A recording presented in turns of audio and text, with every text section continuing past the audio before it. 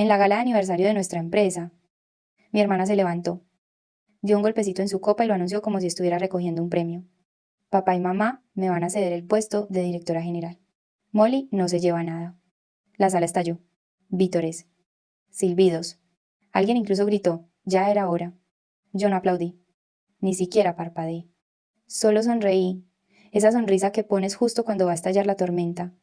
Pero tú ya sabes que el edificio es mío. No tuyo. Dejé el tenedor sobre la mesa. Papá, dije en voz baja. Se lo digo yo. ¿O se lo dices tú? Se quedó blanco. Mi hermana se congeló. Y en ese instante, todo el mundo supo que algo estaba a punto de pasar. Antes de que esta celebración se convierta en la escena de un crimen.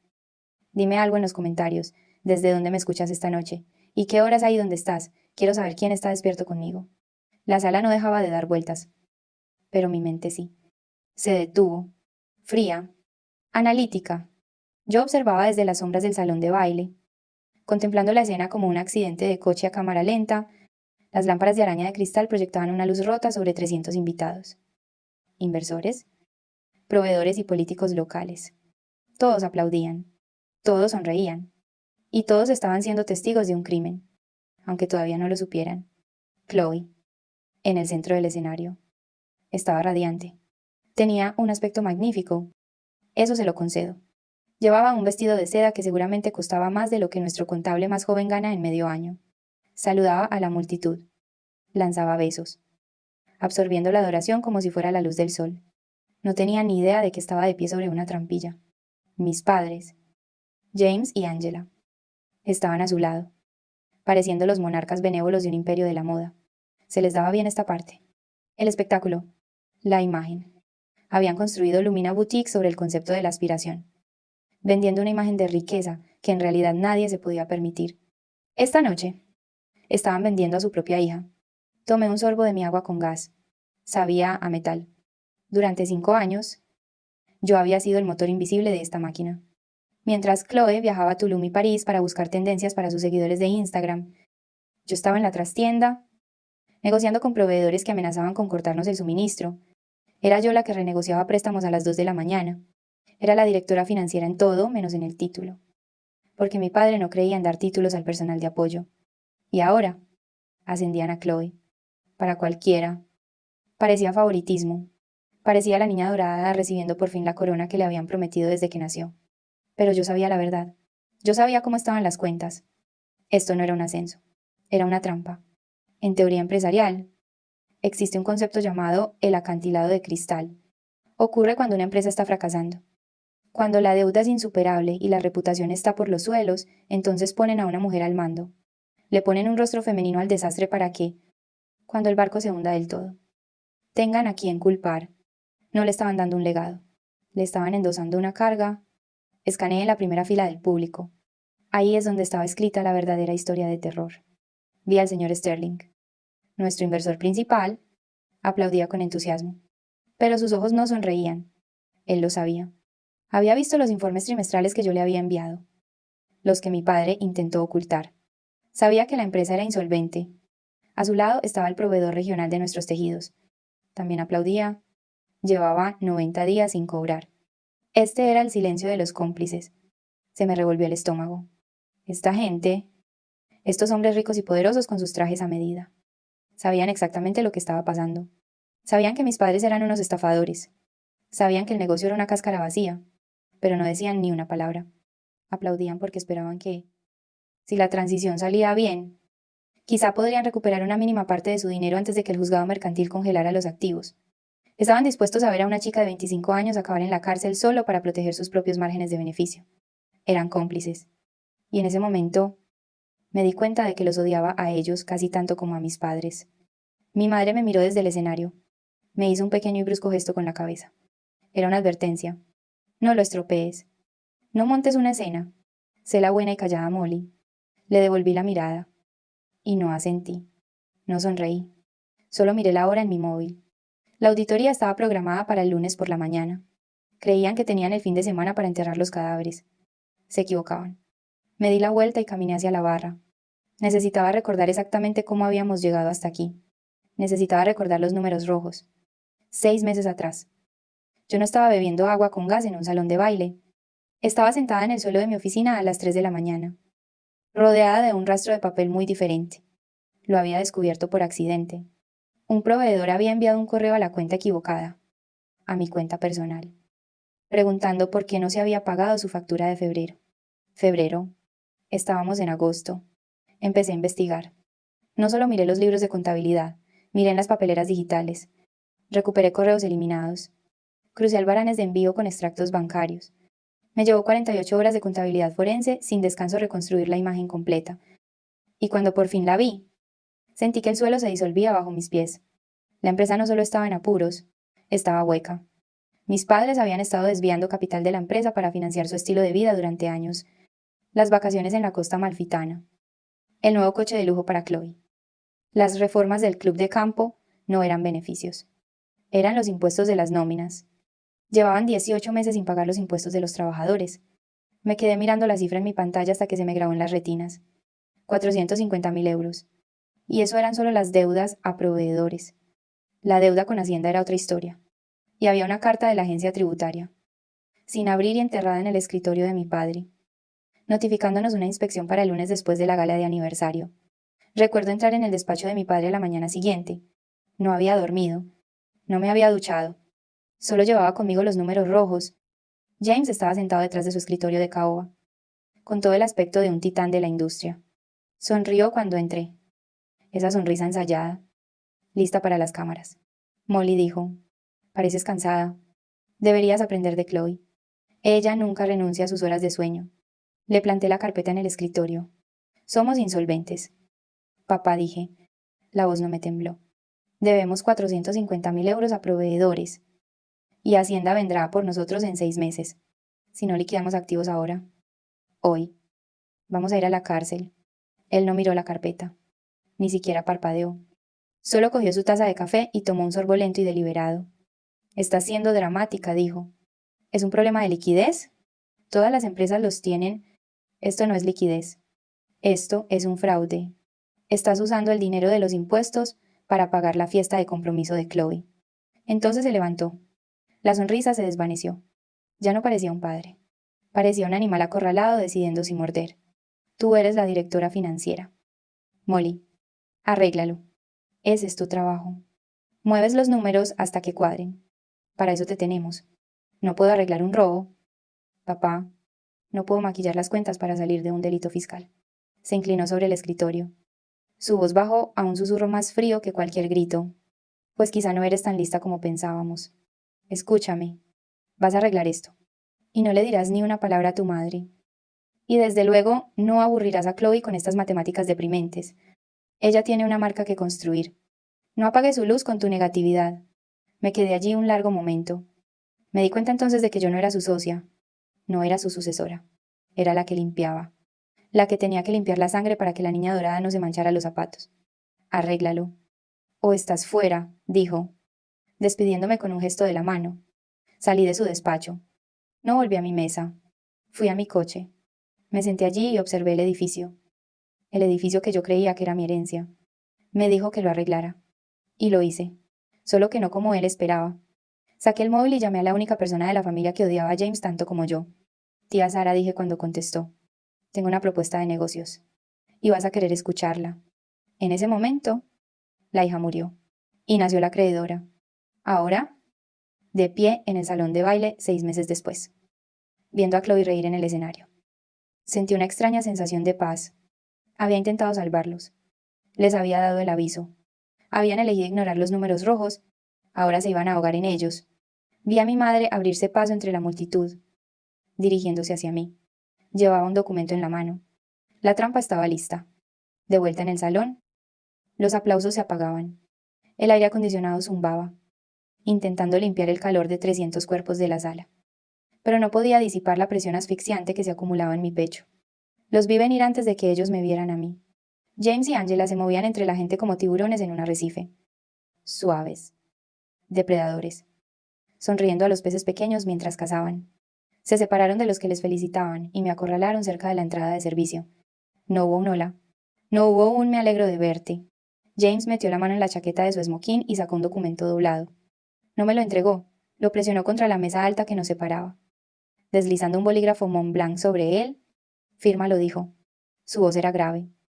Un estruendo que solía aterrorizarme cuando tenía 6 años. Ahora, solo sonaba como una mala táctica de negociación. Bajé la vista. No era una tarjeta de cumpleaños. Era una renuncia retroactiva a cualquier responsabilidad y un acuerdo de confidencialidad. Con fecha de 3 años atrás. ¿Qué es esto?, pregunté, aunque sabía exactamente lo que era. Era un cortafuegos legal. Si firmaba esto. Reconocía que no tenía poder de decisión, ni supervisión financiera, ni derecho a demandar cuando los federales llamaran a la puerta. Es protección, dijo mi madre, acercándose. Olía a perfume caro y a desesperación. Para el legado familiar. No podemos permitir que montes una rabieta y filtres información sensible solo porque te sientes dolida. No me siento dolida, mamá. Es mi ética profesional la que está herida. Basta, siseó. Su mano se disparó, agarrando mi muñeca. Sus uñas se clavaron. Deja de hacerte la mártir. Estás celosa. Siempre has estado celosa de Chloe porque ella tiene un brillo natural que tú simplemente no tienes. Intentas castigarla porque la elegimos a ella. Miré su mano en mi muñeca. La miré a los ojos. Y de repente, la ecuación se resolvió. Durante años, me había preguntado por qué lo hacían. ¿Por qué mimaban a Chloe? ¿Por qué le daban el crédito? La ropa. El amor. Pensé que era porque la querían más. Pero al verlos ahora, intentando forzarme a firmar un documento que esencialmente incriminaría a su querida hija por fraude fiscal, me di cuenta de que mis cálculos estaban equivocados. Este es el cálculo del narcisista. Para un narcisista, un hijo no es una persona. Somos extensiones. Yo era la extensión que hacía el trabajo. La mano, la herramienta. Chloe era la extensión que cosechaba los elogios. La cara, el trofeo. Pero cuando el cuerpo se está muriendo, cuando la gangrena aparece, no te cortas la herramienta. Te cortas la extremidad que más llama la atención para salvar la cabeza. No estaban sacrificando a Chloe porque la quisieran menos. La estaban sacrificando porque ella era útil de una manera que yo no era. Era lo suficientemente vanidosa como para aceptar el título sin leer el contrato. Era lo suficientemente ingenua como para creer que se lo merecía. Yo era demasiado lista para ser la cabeza de turco, así que tenía que ser la enemiga. No era amor. Era solo logística. Se querían tanto a sí mismos que estaban dispuestos a lanzar a su niña dorada a los lobos solo para comprarse unos meses más de libertad. No estoy celosa. Ángela, dije, liberando mi muñeca. Estoy horrorizada. James golpeó el papel con su dedo índice. Firma el maldito papel. Molly, o estás fuera de esta familia. Ni herencia. Ni contacto. Serás una extraña para nosotros. Una extraña, repetí. Miré por encima del hombro de James. En el escenario, Chloe reía, levantando una copa de champán, brindando por un futuro que no sabía que ya estaba embargado. Tenéis razón, dije. Ya no puedo ser parte de esta familia. Bien, dijo James, quitando el capuchón al bolígrafo. Entonces firma. Cogí el bolígrafo. Lo sostuve por un segundo, sintiendo su peso. Luego lo dejé caer en la bandeja de un camarero que pasaba con copas medio vacías. No. La cara de James se volvió de un violento tono púrpura. ¿Qué me has dicho? He dicho que no. No voy a firmar vuestra renuncia. Papá. Y no voy a firmar la sentencia de muerte de Chloe. Metí la mano en mi bolso. Mis dedos rozaron el papel fresco y crujiente del documento que había traído. No era un acuerdo de confidencialidad. Era algo mucho más permanente. Queríais un espectáculo, dije, rodeándolos. Queríais que todo el mundo supiera quién está al mando. Vamos a decírselo. Caminé hacia el escenario. Mi madre intentó agarrar mi vestido, pero ya estaba fuera de su alcance. El murmullo de la sala pareció desvanecerse. Todo lo que podía oír era el clic de mis tacones en el suelo de mármol. Contando los segundos hasta el impacto, Chloe estaba a mitad de una frase cuando entré en el foco de luz. Solo quiero decir, decía efusivamente, agarrando el micrófono como un trofeo de concurso de belleza, que es un gran honor para mí continuar con el legado familiar. Lumina no es solo una marca, es una promesa. Es la escena de un crimen, dije. No grité, no hizo falta. Simplemente subí las escaleras del escenario. Cogí el micrófono de repuesto del atril y hablé con la autoridad plana y aburrida de una azafata anunciando un retraso. La sala quedó en silencio absoluto. Chloe se giró, con los ojos como platos. Parecía un ciervo atrapado en los faros de un camión. Molly susurró. ¿Qué estás haciendo? Estás arruinando mi momento. Te estoy salvando la vida. Chloe, dije, aunque dudo que me lo agradezcas. Desde abajo, oí rugir a mi padre. Cortadle el micro, seguridad, sáquenla del escenario. Pero el técnico de sonido no cortó el micro. Yo había pasado 5 años aprobando sus facturas y asegurándome de que cobrara a tiempo cuando mi padre intentaba estafarlo. Yo le caía bien. Odiaba a James. Simplemente se recostó en su cabina y se cruzó de brazos. Me volví hacia la multitud. 300 rostros mirándome. Vi a los inversores. Vi a los proveedores. Vi a Zachary, el prometido de Chloe, sosteniendo una copa de champán que de repente se había quedado congelada a medio camino de su boca. Mi padre quiere que creáis que esto es una transición de poder, dije. No lo es. Es una transferencia de responsabilidades legales. James subía ahora a toda prisa por las escaleras laterales. Su rostro, una máscara de pánico. Miente, está sufriendo un ataque de nervios. No lo miré. Miré a mi hermana. Chloe, dije, antes de que firmes ese contrato, tengo una pregunta para la nueva directora general. ¿Sabes algo de la inspección de Hacienda programada para el lunes a las 9 de la mañana? Chloe parpadeó. ¿Qué inspección? La que tiene que ver con los 450.000 euros en deudas a proveedores sin pagar. La que tiene que ver con los 18 meses de fraude fiscal. Metí la mano en mi bolso y saqué un pendrive. Lo conecté al portátil de la presentación que había en el atril. La enorme pantalla detrás de nosotros parpadeó. La diapositiva que mostraba un montaje de los mejores modelitos de Chloe desapareció. En su lugar, apareció una hoja de cálculo. Era fea.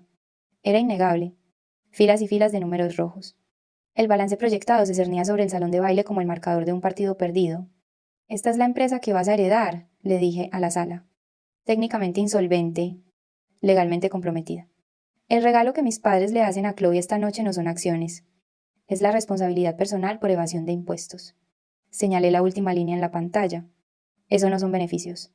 Esa es la cantidad que Hacienda va a embargar la semana que viene. Me volví hacia mis padres, que se habían quedado helados al borde del escenario. Mi madre parecía que iba a desmayarse. Mi padre parecía que quería matarme. La elegisteis porque da la imagen, dije. Mi voz resonando en el techo abovedado. Pensasteis que como nunca se lee los contratos, no se daría cuenta de que la estabais incriminando. Pero se os olvidó algo. Yo lo leo todo. Miré de nuevo a la multitud. El mérito importa, dije. Puedes llevar la corona. Pero si no te salen las cuentas, solo eres una chica esperando a que la arresten. Saqué el pendrive. La pantalla se quedó en negro. Feliz aniversario, dije. Dejé caer el micrófono. El golpe sordo contra el suelo sonó exactamente como el martillo de un juez. Estás despedida. El grito de mi padre rasgó el silencio del salón. Temblaba. Su rostro una máscara roja y amoratada de furia. Me señaló con un dedo trémulo, pareciendo menos un director general y más un dictador cuya estatua estaba siendo derribada. Estás despedida. Molly, no tienes ninguna autoridad aquí, no eres nadie. Seguridad. Sáquenla de este edificio inmediatamente. Los guardias de seguridad. 2 hombres corpulentos que yo misma había contratado hacía 3 años. No se movieron. Miraron los aspavientos erráticos de mi padre, y luego a mí. De pie y tranquila en el atril. Sabían quién firmaba sus nóminas. Se quedaron quietos. No puedes despedirme. Papá, dije. Mi voz amplificada y clara. He dimitido esta mañana. Mi carta está en tu escritorio, justo al lado de la notificación de Hacienda que te negaste a abrir. Pues lárgate, chilló mi madre. Había abandonado por completo su elegancia. Fuera de nuestro edificio intentas destruir a esta familia porque eres una amargada y una mediocre. Esta es nuestra empresa. Este es nuestro edificio. Me reí. No fue un sonido agradable. Fue el sonido de una trampa, al cerrarse. Vuestra empresa sí. Técnicamente. Todavía sois dueños de la marca, aunque para el martes estará bajo custodia del juzgado. Bajé del atril. La multitud se apartó a mi paso, creando un amplio corredor, como si fuera radiactiva. Caminé hacia mis padres hasta que estuve cara a cara con James. Pero te equivocas en una cosa. Papá, este edificio no es vuestro. Metí la mano en mi bolso por última vez, hace 6 meses, cuando me dijiste que lo arreglara o me largara. Me di cuenta de algo. Nunca ibas a pagar a tus proveedores. Nunca ibas a pagar tus impuestos. Y desde luego, nunca ibas a pagar el alquiler. Saqué un documento legal doblado. No era una hoja de cálculo esta vez. Era una escritura de propiedad. Creé un holding en agosto, dije, manteniendo la voz lo suficientemente baja para que solo la primera fila pudiera oír, pero lo suficientemente alta como para destrozarlo, con un poco de ayuda de una socia silenciosa que sabe exactamente lo que sois. Miré hacia la mesa de la esquina. La tía Sara levantó su copa de champán en un brindis silencioso. Compré el edificio. Papá, Le compré la hipoteca al banco cuando dejasteis de pagar en julio. Estabais demasiado ocupados planeando esta fiesta como para daros cuenta de los avisos del banco. Así que yo los intercepté. Pagué los atrasos con mis ahorros y la inversión de Sara. Le golpeé el pecho con el documento. Lo agarró por puro reflejo. Ya no soy vuestra directora financiera, dije. Soy vuestra casera. James se quedó mirando el papel. Le temblaban tanto las manos que el papel crujía. Y Lumina Boutiques lleva 4 meses de retraso en el alquiler, continué. He sido indulgente por obligaciones familiares, pero como ahora no soy nada para vosotros, reclamo la deuda. No puedes hacer esto, susurró Ángela. Tenemos derechos. Tenéis un incumplimiento de contrato. Ese documento que tienes en la mano no es una renovación del alquiler. Es una orden de desahucio. Tenéis 72 horas para desalojar el local antes de que cambie las cerraduras y confisque el inventario para cubrir los alquileres atrasados. La realidad los golpeó como un puñetazo. No solo estaban arruinados, no tenían dónde ir. Estaban en un reino que no les pertenecía, celebrando un legado que acababa de ser embargado. ¿Molly? Por favor, dijo mi madre, con la voz rota. Intentó cogerme del brazo. La ira repentinamente reemplazada por una fragilidad aterradora y desesperada. Podemos arreglar esto. Podemos hablarlo. No dije. Retrocediendo. No podemos. El momento de hablar fue hace 6 meses. El momento de hablar fue cuando decidisteis incriminar a Chloe por vuestros crímenes. Miré a mi hermana. Chloe estaba paralizada, agarrando el contrato que casi había firmado. Miró a nuestros padres, luego a la pantalla que aún mostraba la deuda, y luego a mí. Entonces miró a Zachary. Su prometido estaba a 1,5 metros de distancia. Era un inversor de capital riesgo. Entendía de números, entendía de responsabilidades legales, y mientras miraba la orden de desahucio en la mano de mi padre y los números rojos en la pantalla, vi cómo hacía el cálculo en tiempo real detrás de sus ojos. Zack, susurró Chloe. Le tendió una mano. Zachary no la cogió. Dio medio paso hacia atrás. No puedo verme involucrado en esto, tartamudeó. Mi empresa. Tenemos normas de cumplimiento. Si hay una investigación judicial... Zachary. Vamos a casarnos, dijo Chloe. Su voz subiendo de tono por el pánico.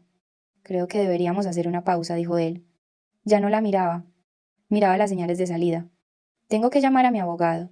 Se dio la vuelta y se marchó. Caminó rápido. Chloe lo vio irse. El color desapareció de su rostro. Bajó la vista hacia el contrato de directora general que tenía en la mano. La corona de papel que le había costado todo. Lo dejó caer al suelo. Lo prometisteis, susurró a nuestros padres. Dijisteis que yo era la cara del futuro. Lo eres, dije en voz baja. Solo que no del futuro que ellos habían planeado. Les di la espalda. La gala había terminado. La autopsia acababa de empezar. El caos que siguió no fue ruidoso. Fue el zumbido frenético y susurrante de una colmena a la que acababan de dar una patada. Los inversores no gritaron. Se movieron.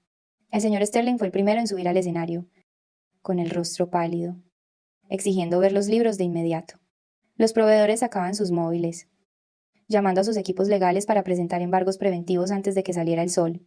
Mis padres estaban en el centro de la tormenta, encogiéndose. James intentaba gritar por encima de las preguntas, tratando de mantener la ilusión de control. Pero ya nadie le escuchaba.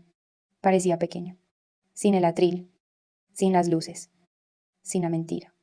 Solo era un hombre con un smoking alquilado y muchísimas deudas. Miré a Chloe. Estaba sentada en el borde del escenario. Su costoso vestido amontonado a su alrededor como un paracaídas desinflado. No lloraba por el negocio.